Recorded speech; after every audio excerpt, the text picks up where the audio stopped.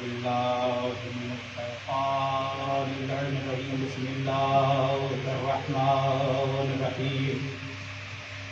الحمد لله رب العالمين، والصلاة والسلام والتحية والإكرام على النبي الأمي المكي المدني القرشي الحوشمي مولانا مولى الثقلين جد الحسن والحسين الذي سمي في السماء بأحمد وفي الأرض بأبي القاسم محمد. اللهم صل على محمد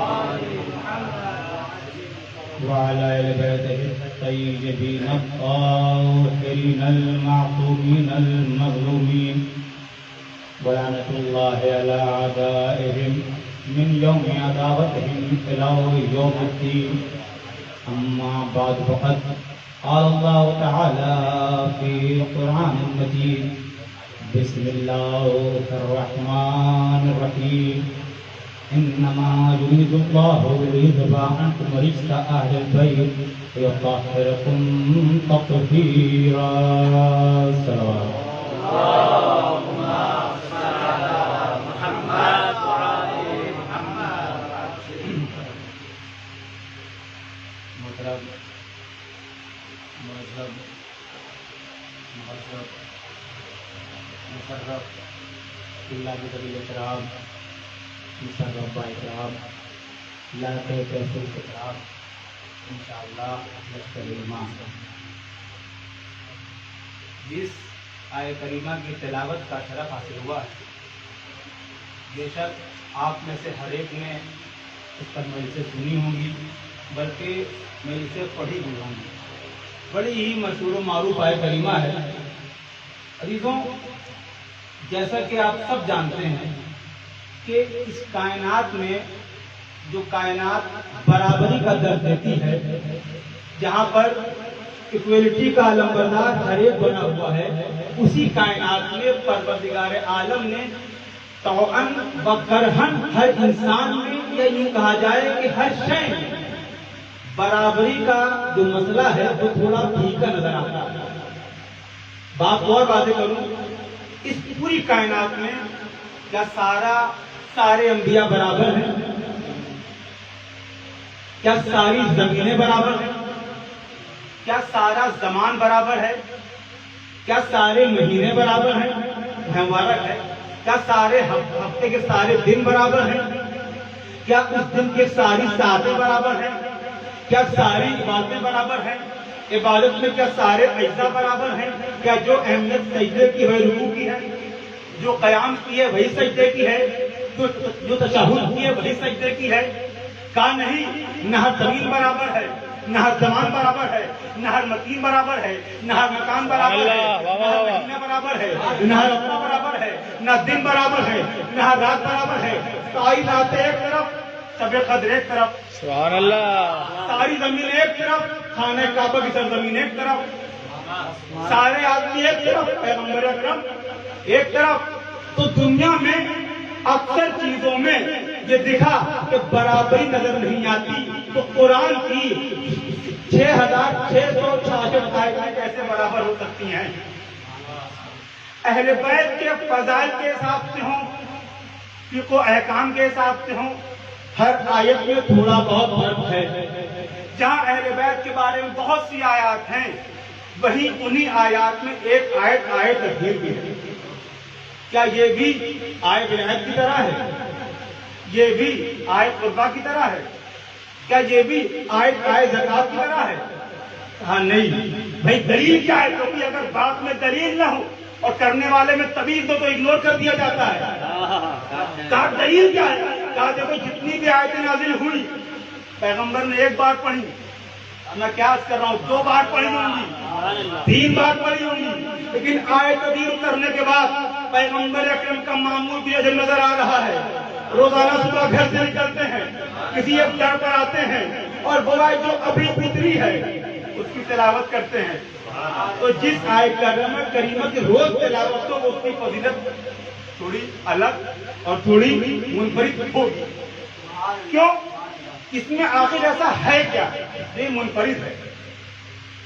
کہا دیکھیے اس میں اہل بیت کی عصمت کا اعلان ہے. کس کا اعلان ہے؟ اہل بیت کی عصمت کا اعلان ہے. یہ امامیہ کہتے ہیں یا اثنا عشری کہتے ہیں. اس کے علاوہ 6 اقوال ہیں جن کو ذکر کی ضرورت ہے. سب کا خلاصہ یہ کہ اہل بیت غیر معصوم ہے. اس میں تذکرہ عصمت اہل بیت نہیں ہے جو دیگر کہتے ہیں. اچھا تو عصمت اہل بیت کبھی کس آیت کی ہے؟ اہل بیت میں کتنی فضیلتیں جن کا شمار کوئی نہیں کر سکتا سوائے خدا اور رسول کے. یہ بھی ایک فضیلت ہے ان کا معصوم ہونا. لیکن جہاں اہل بیت کی بہت سی فضیلتیں ہیں وہیں کہیں نہ کہیں وہ فضیلتیں ہمارے لیے ضرورت بن جاتی ہیں. فضیلت ہونا اور ہے, ضرورت ہونا اور ہے. آپ سب انشاءاللہ نماز پڑھتے ہیں. نماز پڑھنے گئے, صاف کپڑے پہننا, سفید لباس پہننا, یہ کیا ہے؟ کا سبب فضیلت نماز ہے. توجہ ہے کہ روزے کی انگوٹھی پہننا کہا یہ فضیلت ہے. مومنین کے لیے بیت الحنک کرنا نماز میں کیا ہے؟ کہا فضیلت ہے. اس کے بعد اور آگے بڑھ جائیے, فضیلت نماز کے بے انتہا مورد ہیں. تو کہا انگوٹھی پہننا, کہا فضیلت. صاف کپڑے پہننا, کہا فضیلت. فیروزے کی انگوٹھی پہننا, کہا فضیلت. لیکن اسی نماز کے لیے وضو کرنا کہا یہ ضرورت نماز ہے. بنا انگوٹھی کے نماز ہو جائے گی, بنا بیت الحنک کے نماز ہو جائے گی, بنا سفید کپڑے پہنے, بنا پاک و صاف کپڑے پہنے نماز ہو جائے گی. لیکن اگر وضو نہ کیا تو وہ آپ کی ایکسرسائز ہوگی, نماز نہ ہوگی. تو وضو کیا ہے؟ کہا ضرورت. تکبیر کیا ہے؟ کہا ضرورت. سجدہ کیا ہے؟ کہا ضرورت. بس یہی چیز ہے. اہل بیت کے فضائل ایک طرف, ان کے مناقب ایک طرف, لیکن اہل بیت کی صفت عصمت ایک طرف. ہر اہل بیت کی ہر فضیلت ہوگی, اپنی جگہ فضیلت ہے. لیکن جب عصمت کی بات آتی ہے تو عصمت صرف فضیلت ہی نہیں, ہماری ضرورت ہے. آج کل کورونا کا دور ہے. آج کل کورونا کا دور ہے. انڈیا میں خاص کر بہت حالات خراب ہیں. آپ لوگ فوٹوز دیکھ رہے ہوں گے. آکسیجن کی کافی کمی ہو گئی ہے. سلنڈر آکسیجن کے منگائے جا رہے ہیں, گیس کو لوگوں کو آکسیجن سپلائی کی جا رہی ہے. بھائی کیوں؟ کہا قبلہ دیکھیے کائنات میں اگر جینا ہے تو آپ ہوا کے بنا نہیں جی سکتے, آکسیجن کے بنا نہیں جی سکتے.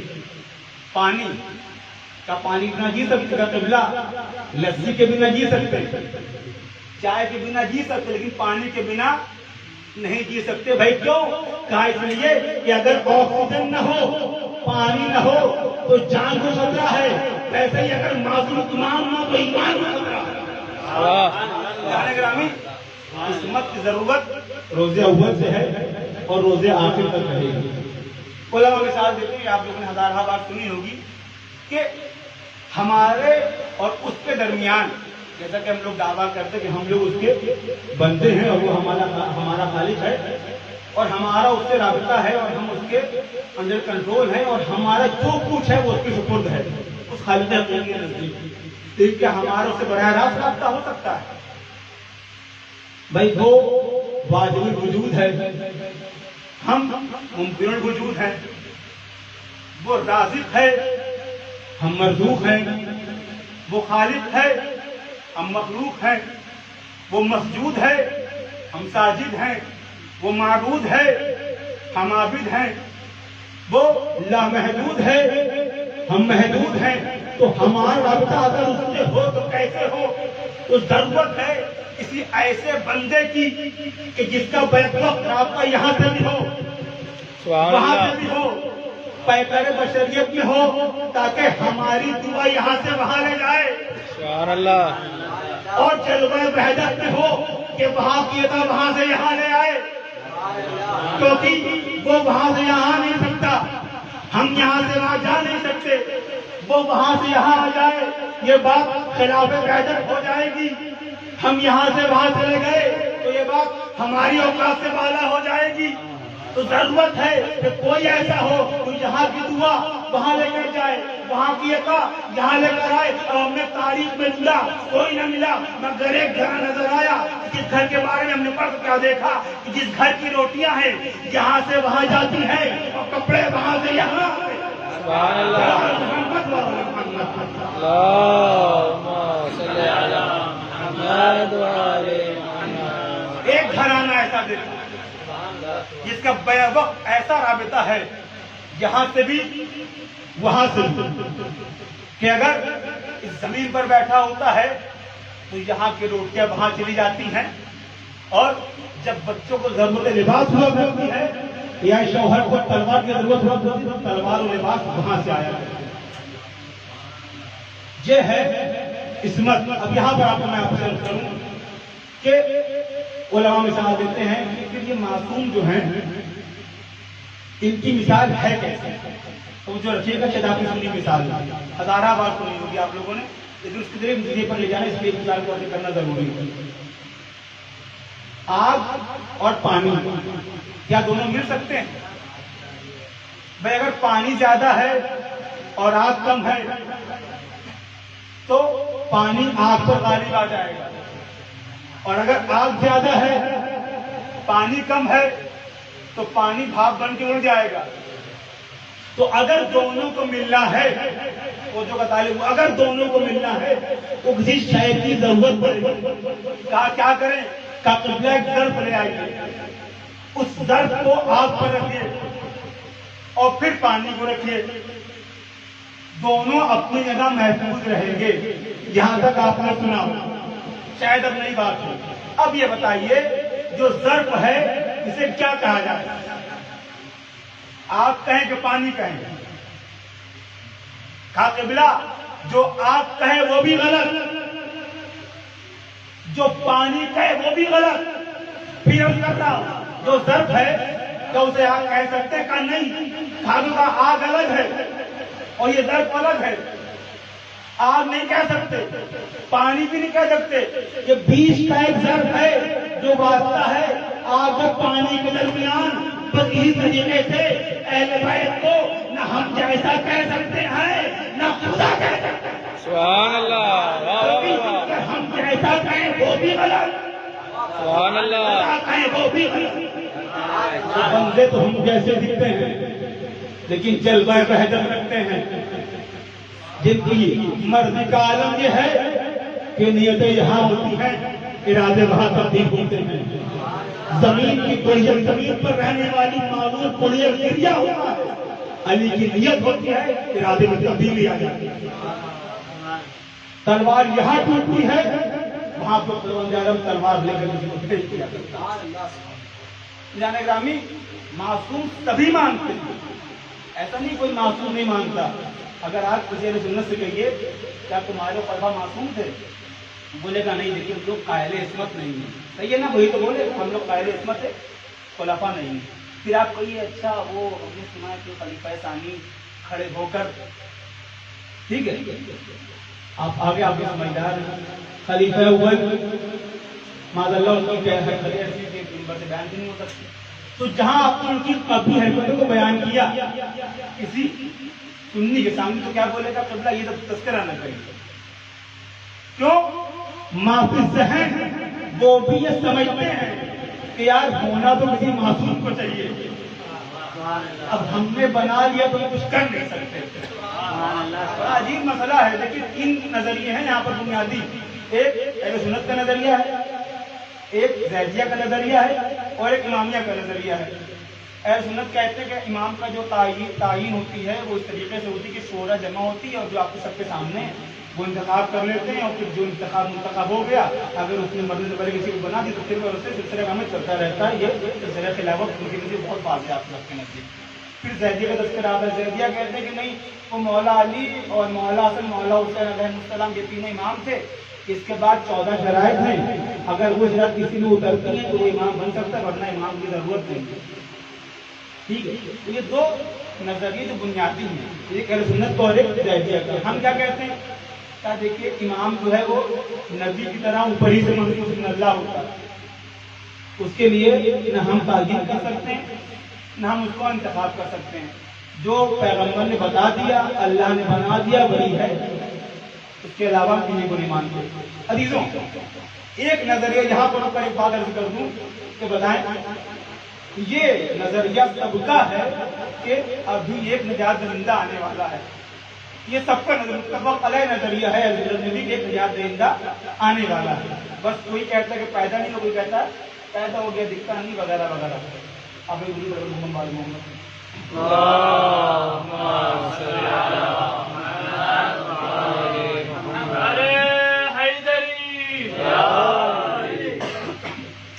نجات دہندہ آنے والا ہے. ٹھیک ہے، ہمارا جو نظریہ وہ کیا ہے کہ ہمیں زمانہ فرض غیب میں ہیں، وہ اس کی رضا سے آئیں گے. ٹھیک، اہل سنت کیا تو ایسا کچھ نہیں ہے نا، خود بنا سکتے ہیں نا، بنا لو. کوئی پتا ہے نا کہ نجات دہندہ آئے گا. آپ کے یہاں تعین خود ہوا کرتی ہے، تو سب لوگ مل کے بنا لو مدینے سے کسی ایک کو. کا قبلہ یہ نہیں، کیوں؟ کام جس کو بھی بنائیں گے اس کے اندر اتنی سخت نہیں ہے کہ وہ پوری دنیا میں ہماری امامت کے فرائض کو انجام دے سکے. تو وہ جو ہے کہ نہیں، نہ انہوں نے اب تک کسی کو بنایا، نہ زیدیہ نے اب تک کسی کا تعین کیا. وہ بھی کسی کے انتظار میں بیٹھے ہوئے ہیں، میں کیا کر رہا ہوں، اور زیدیہ بھی کسی کے انتظار میں بیٹھے ہوئے ہیں، کیونکہ دونوں فرقے جانتے ہیں اگر کوئی اس ظالم دنیا سے لڑنے کی طاقت رکھتا ہے تو بنی ہاشم کا لال ہے اور کوئی نہیں. پروردہ شراب و نشے میں پلنے والے اس گودی سے امام پیدا ہو. یہاں اسرائیل کے تابعدار تو پیدا ہوتے، نبی کے لمبردار پیدا نہیں ہوئی. اب نہ وہ مانتے ہیں، سب کو انتظار ہے، اور یہ انتظار ہمارا بھی ہے. وہ بھی یہ ذہن میں رکھتے ہیں کہ نہیں کوئی معصوم ہوگا، وہ لوگ قبول نہ کرتے ہیں. اور قبول آدمی کیسے کر لے کیونکہ اپنی اتنی غلطیاں ہیں. لیکن میں جملہ یہاں پہ عرض کر دوں آپ کے سامنے کہ اصطلاحاً، جملہ مولایوں کے حوالے کر رہا ہوں میں، یہ قسم یہاں پر شاید مل پائے گا آپ کو. اصطلاحاً کوئی علی کو معصوم مانے یا نہ مانے، اصطلاحاً لغتاً فقہی اعتبار سے، اصولی اعتبار سے کوئی علی کو معصوم مانے یا نہ مانے، لیکن کسی میں اتنی ضرورت نہیں ہے کہ وہ علی کے خانہ کعبہ سے لے کر مسجد کوفہ کے آخری سٹینڈ کے درمیان ایک غلطی کو ایجاد کرتا ہے. اصطلاحاً کی بات نہیں ہو رہی ہے، آپ نہیں مان رہے، لیکن ایک تاریخ کا چیلنج ہے علی کے سجدے سے لے کر آج کہ ہو سکے تو زندگی میں غلطی کو نکال دیں. اور عزیزوں، اگر کوئی دریدہ دہن یہ اقرار کرتے کہ ہاں ہم غلطی نکال سکتے ہیں تو دنیا سے اس کا اعتبار تو ختم ہو سکتا ہے، لیکن وہ غلطی نہیں نکال سکتا. علی قسمت پیش کار، ان کی آل قسمت پیش کار. ہم جھوٹے ہو سکتے ہیں، شیعہ جھوٹے ہو سکتے ہیں، کیا پیغمبر اکرم بھی معذاللہ جھوٹ بول سکتے ہیں؟ ایک دلیل ہے اور انشاءاللہ بڑا محظوظ ہے کہ علی معصوم ہیں کہ نہیں. امام المرسلین مطلب کیا ہے اس کا کہ جب نبی معراج پہ گئے تھے تو سارے انبیاء موجود تھے. سب نے کہا یا نبی اللہ، ہو سکے تو 2 رکعت نماز پڑھا دی جماعت سے، ہم آپ کو مجھے نماز پڑھنے کے ساتھ.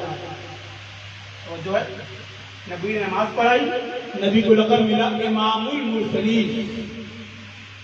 وہ نبی کیا کہہ رہا ہے؟ علی مال حق والحق تو مال علی.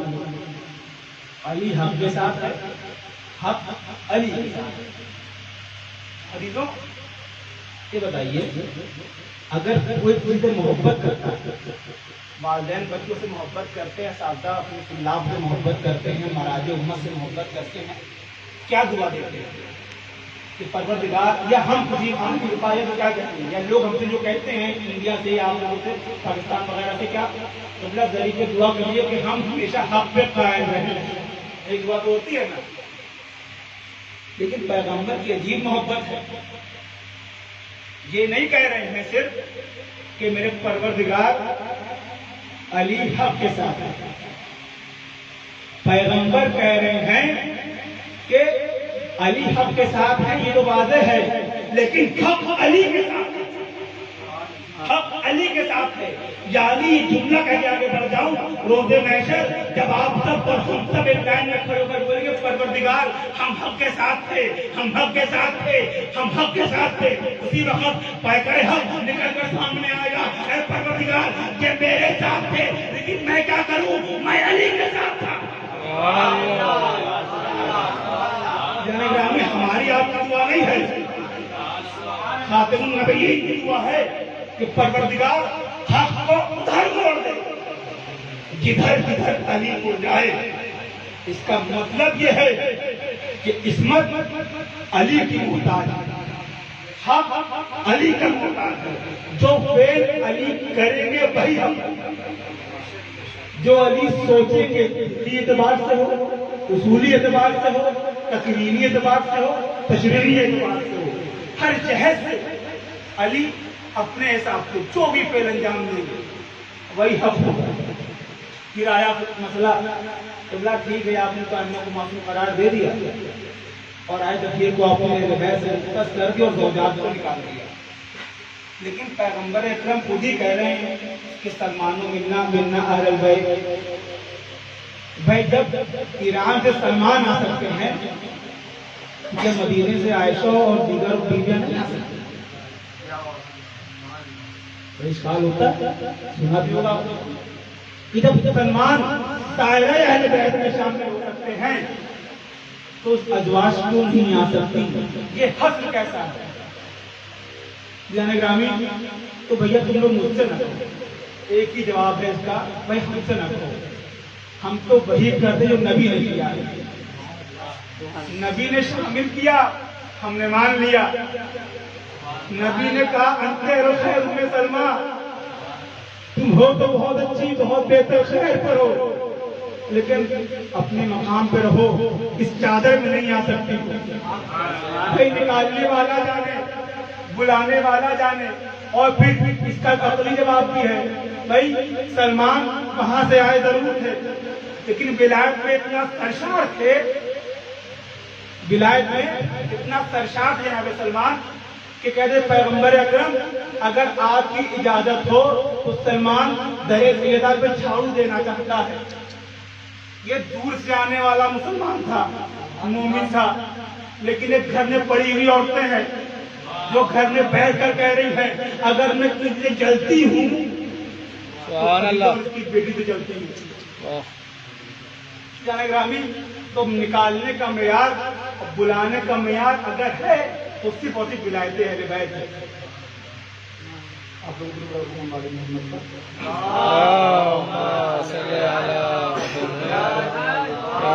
محمد وعجل فرجهم.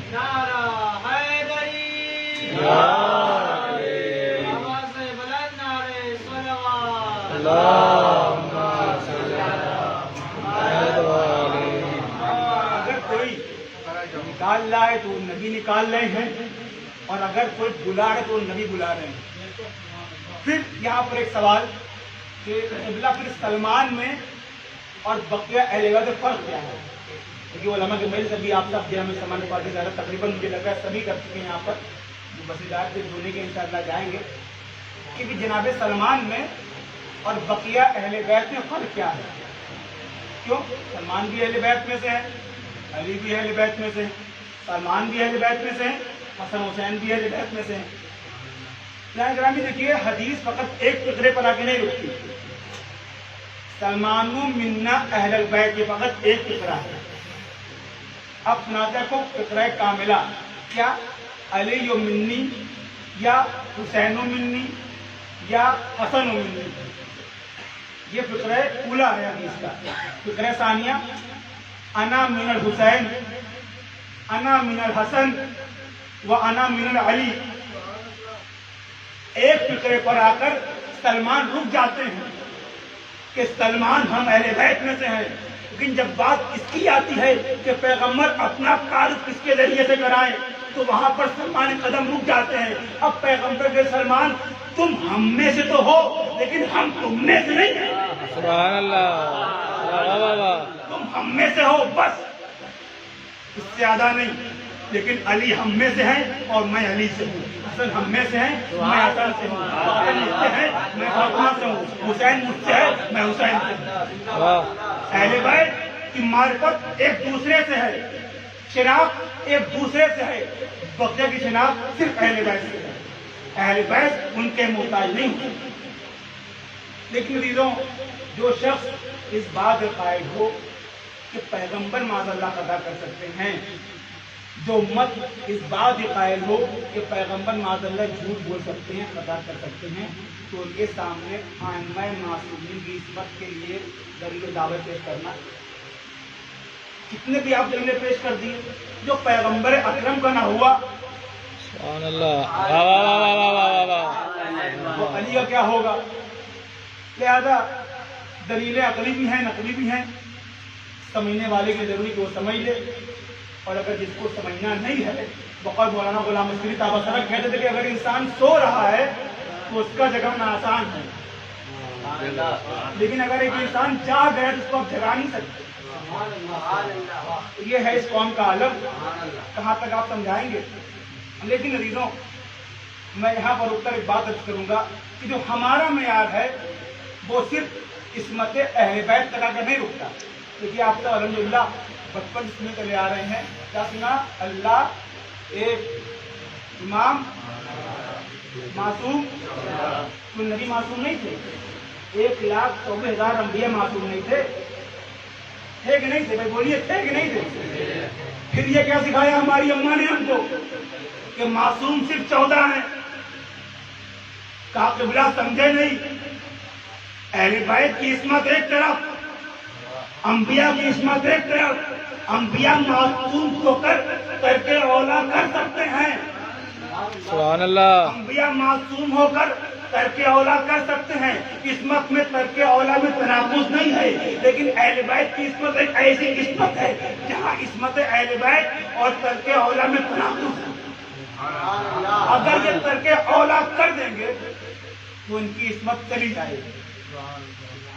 دیگر انبیاء میں ایسا نہیں ہے، کیونکہ آپ نے منظر پڑھا ہوگا متواتر اور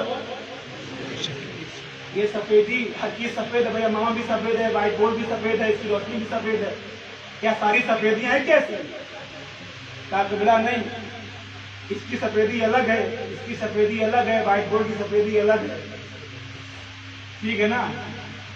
یہ بھی جبہ کالا ہے، یہ ڈنڈا بھی کالا ہے، یہ فون بھی کالا ہے، یہ اسٹینڈ بھی کالا، لیکن سب کے کالے میں تھوڑا فرق نظر آئے گا، وہ عصمت بھی ایسے ہی ہے، کالے جیسے نہیں سکتے، ایک ایسی کلی جس کے افراد فرق پایا جاتا ہے۔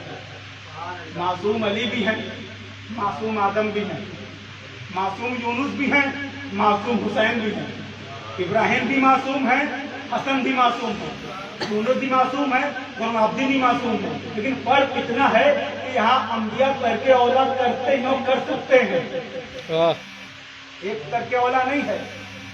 1,24,000 انبیاء میں 1,23,000 سے زیادہ ترک اولا ملیں گے آپ کو۔ ہر نبی کی تاریخ میں کسی کا ایک، کسی کے دو، کسی کے زیادہ، سوائے خاتم النبیین۔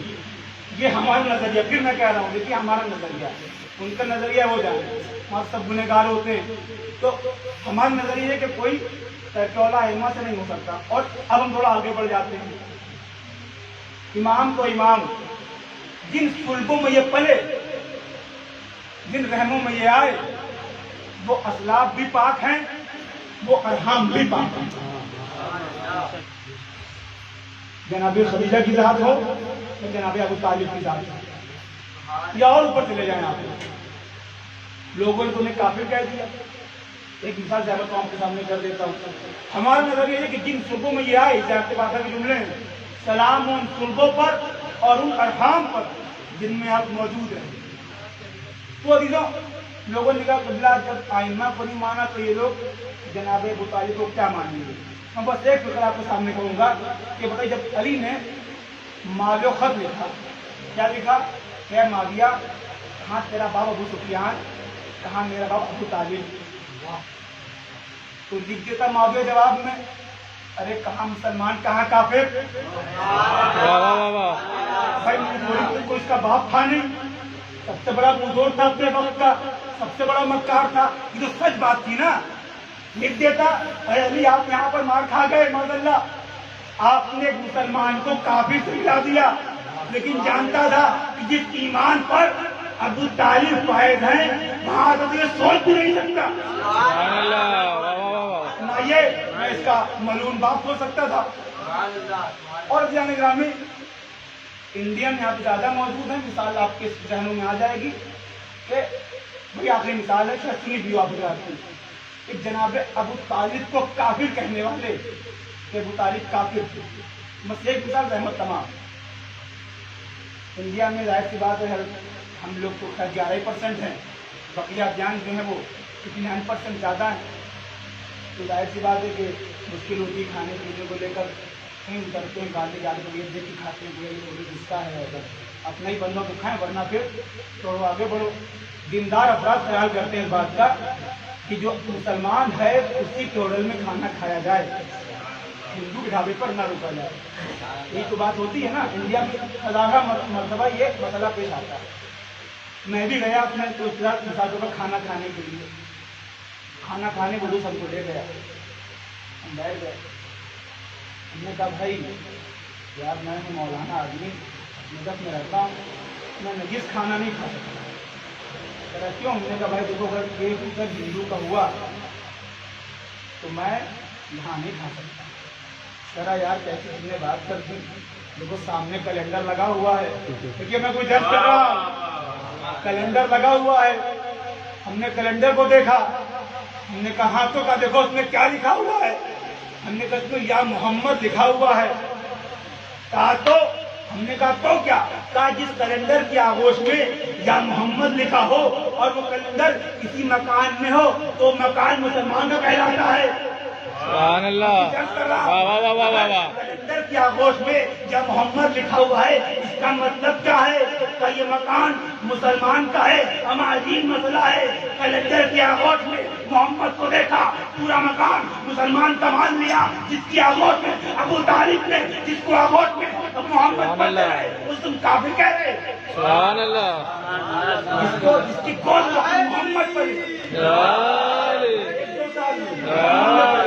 उनसे उम्मत कह रही है कि नहीं वो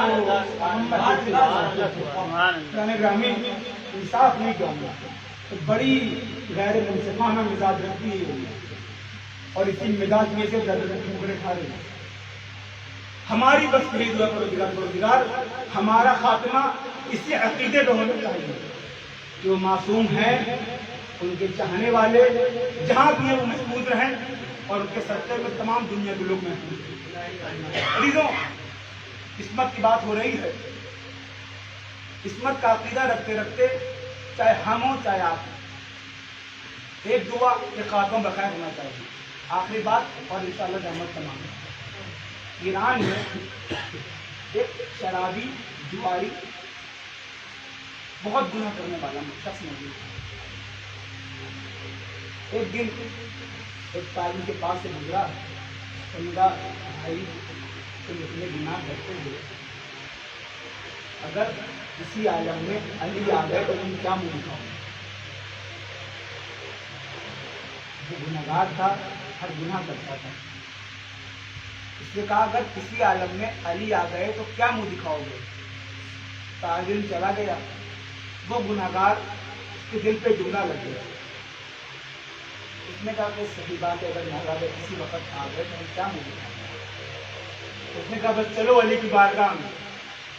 अपनी तमाम दौलत को लिया, हौदा नजफ आ गया। आने के बाद हौदे पर रोजे पर फुकरा में बेवाओं में उसने अपना सारा माल तकसीम कर दिया।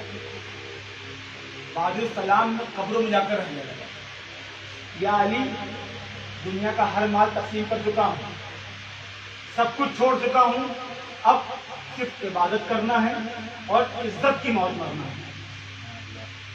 بعد السلام نے کبھی اس قبر میں کبھی اس قبر میں، آپ لوگوں نے قبرستان دیکھا ہی ہے، وہاں پر نیچے جو قبریں ہوتی ہیں دونوں کمروں میں رہ رہا ہے۔ کچھ دنوں کے بعد میرے اشرف میں عالم دین کا انتقال ہوتا ہے۔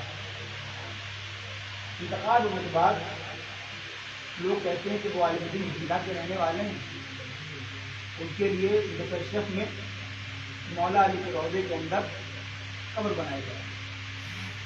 مجھے اپنا قبر تیار ہو گئی، اب انتظار ہو رہا ہے، جو کفان ہے وہ انتظار کر رہے ہیں کہ کب لاتا ہے کب ہم دفنائیں گے۔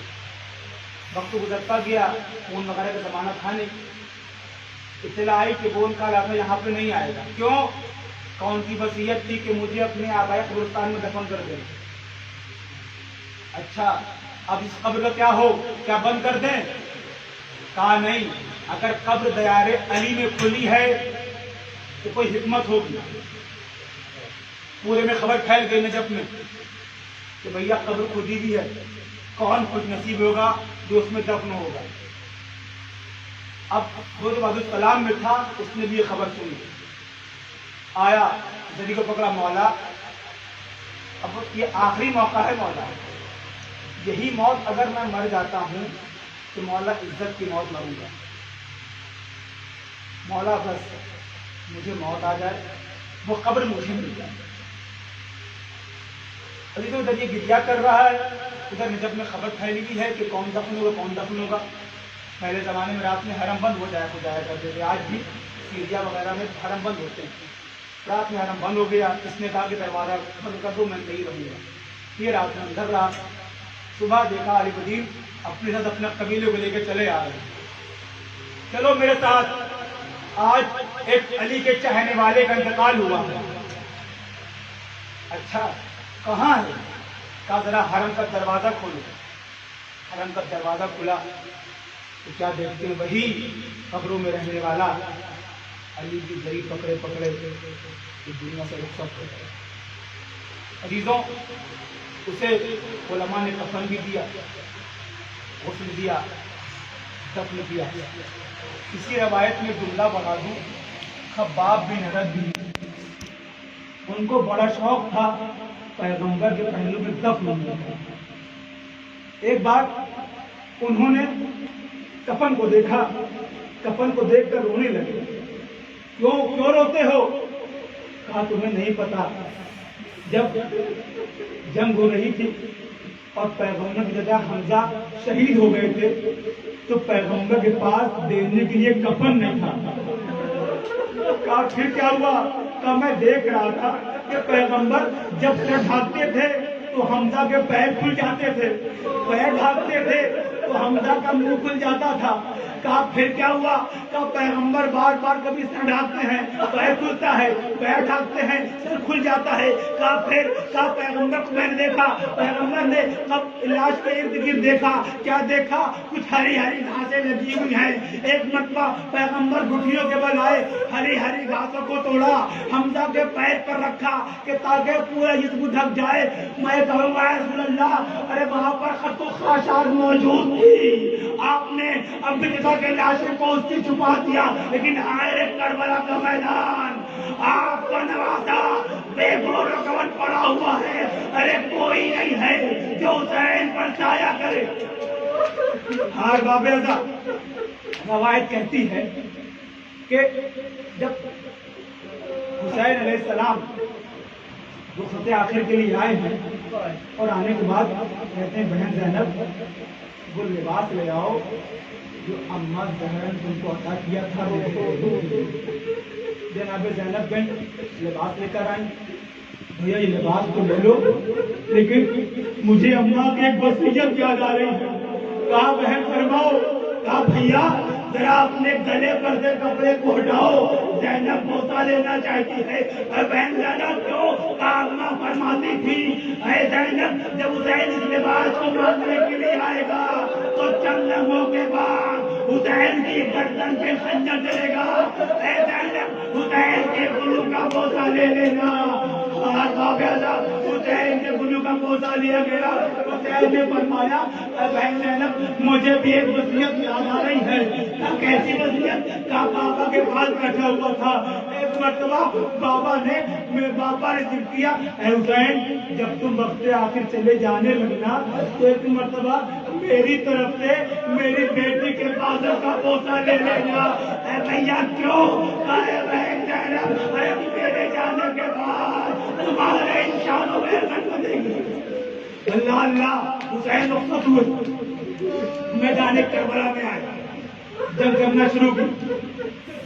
روایت کہتی ہے شہید ہو گئے تو ادھر چند پرندے گزر محمد آخری گزرے رحمت تمام. چند پرندے گزرے کیا دیکھتے ہیں کہ ایک لاشا پڑا ہوا ہے اس کے بدن پہ لباس تک نہیں ہے. آوازی پروردگار یہ کس کا لاشا ہے؟ کہا ہے پرندوں یہ نوازہ رسول کا لاشا ہے. سارے پرندے میرے خوراک میں جاتے ہیں اپنے پروں کو تر کرتے ہیں آ کر حسین کے چہرے پر حسین کی اسم افضل پر چھلکتے ہیں.